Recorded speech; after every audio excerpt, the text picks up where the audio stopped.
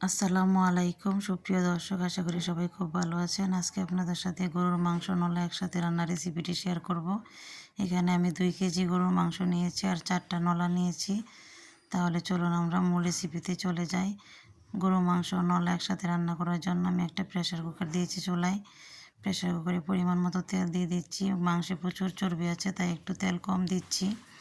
আর এখানে দিয়ে দিলাম 2.5 টেবিল চামচ রসুন কুচি।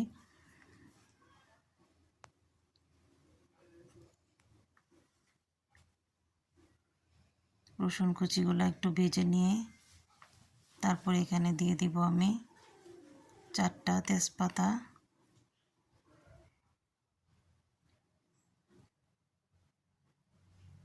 4টা এলাচ, দারচিনি,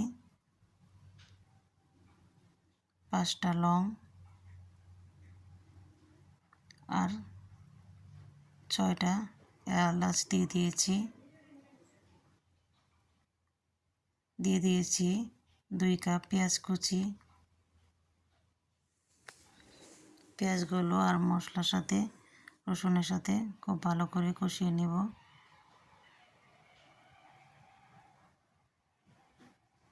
স্বাদ মতো লবণ দিয়ে দিলাম।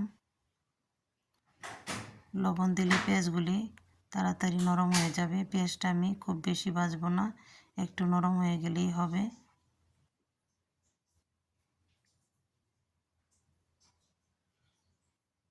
এখানে বাটা মশলাগুলো অ্যাড করে দিচ্ছি।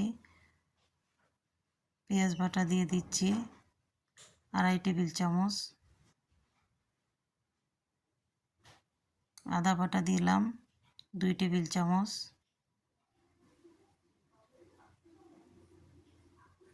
গুঁড়া মশলাও আমি দিয়ে দিচ্ছি এখানে 1.5 টেবিল চামচ। হলুদ গুঁড়ি দিলাম 1.5 টেবিল চামচ। জিরার গুঁড়ি দিলাম 1 চা চামচ। 1 টেবিল চামচ ধনিয়ার গুঁড়ি আর 4 টেবিল চামচ দিয়ে দিলাম লাল মরিচের গুঁড়ি। একটু পানি দিয়ে মশলাগুলোকে আমি ভালো করে কষিয়ে নেব।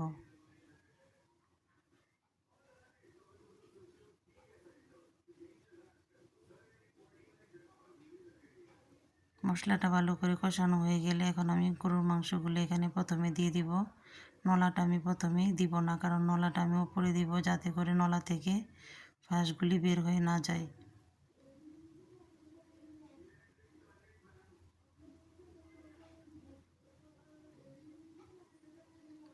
মাংসটা মশলার সাথে ভালো করে মিশিয়ে দিয়ে উপর থেকে আমি নলাগুলি দিয়ে দিব।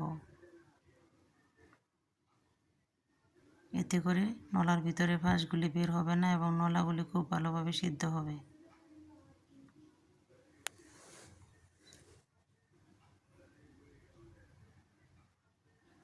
ঢাকনা দিয়ে ঢেকে আমি কিছুক্ষণ কষিয়ে নেব। এখানে আমি দিয়ে দিচ্ছি 1 টেবিল চামচ গরম মশলার গুঁড়ি। মাংসগুলিকে একটু ভালো করে কষিয়ে নিব, তারপর ঢাকনা লাগিয়ে দিব।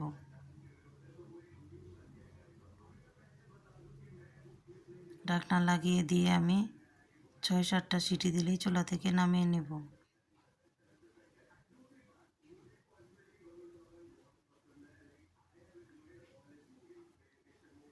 এই তো আমি 6-7টা সিটি দিলেই চুলা থেকে নামিয়ে নিয়েছি। আমার গরুর মাংস নলা খুবই সুন্দর করে সিদ্ধ হয়ে গিয়েছে এবং নলার ভিতরে ফাঁসগুলিও ঠিক আছে, একটাও বের হয়ে যায় নাই। এভাবে আপনারা রান্না করবেন, খেতে ভীষণ ভালো লাগবে। আর যদি রেসিপি ভালো লাগে তাহলে অবশ্যই আমার চ্যানেলটি সাবস্ক্রাইব করবেন আর বেল আইকন বাটনটি প্রেস করে রাখবেন। পরবর্তীতে আবার অন্য কোনো রেসিপি নিয়ে হাজির হব। সেই পর্যন্ত সবাই ভালো থাকবেন, সুস্থ থাকবেন। আল্লাহ হাফিজ।